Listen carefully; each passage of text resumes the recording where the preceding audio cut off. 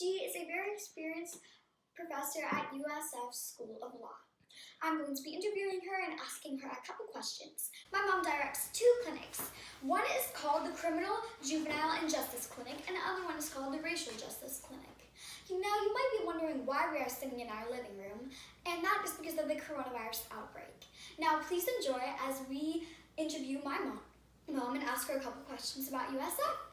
Would you be so kind as to share a short story from your experience with working with people who need help? Just like a short, quick sum up. Sure. So last semester, my students and I in the Racial Justice Clinic started working on a case.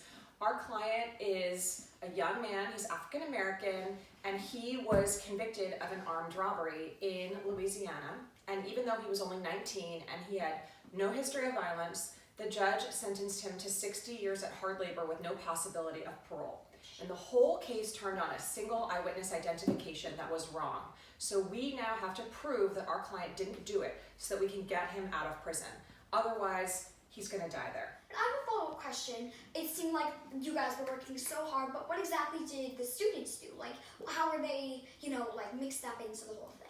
So my students were amazing. Here's just one story about how amazing they were. When we got to the evidence locker room, there was a 911 call and they wouldn't actually give it to us. We had to record it, but we couldn't record it with the sound on, and then there were all of these computer problems. But my students, because they're young and they're really computer savvy, they figured it all out so we could record the call. They were really, really great at talking to the client and bringing out all kinds of information. They did a terrific job at every single turn. They did so much research, so much hard work, and it all paid off.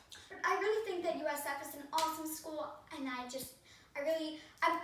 kind of thinking about going there myself if I ever become a lawyer. Well, Ella, thank you so much for interviewing me. I really appreciate it. And to everybody out there who's struggling with the coronavirus, we hope you stay safe and well.